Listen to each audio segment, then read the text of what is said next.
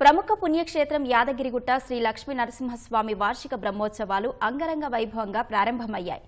ఆలయ గోపురానికి బంగారు తాపడం అనంతరం వచ్చిన బ్రహ్మోత్సవాలు కావడంతో వైభవంగా నిర్వహిస్తున్నట్లు ఆలయ అధికారులు తెలిపారు.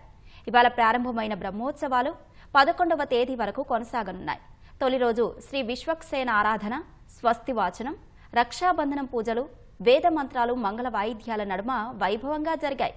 అర్చకులు ముందుగా గర్భాలయంలోని స్వయంభూ నారసింహునికి ప్రత్యేక పూజలు నిర్వహించి బ్రహ్మోత్సవాలు ప్రారంభించారు.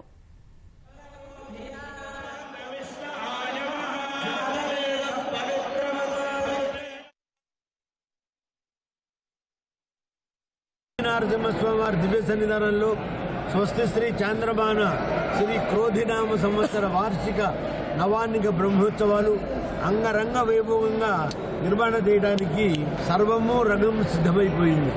ఈ శుభముహూర్తంలో స్వామివారికి నిత్య పూజా కైంకర్యాలు జరగగానే ఆస్థానం చేసి విశ్వక్సేన పూజ, పుణ్యాహవాచనము, రక్షాబంధనము, మంత్రపుష్ప నీరాజనాలు అనే వైదుష్య కార్యక్రమాలు జరిగాయి. బంగారు శిఖరం అయిన తర్వాత మొదటి బ్రహ్మోత్సవం మహావైభవపేతంగా నిర్వహింపబడుతున్నాయి.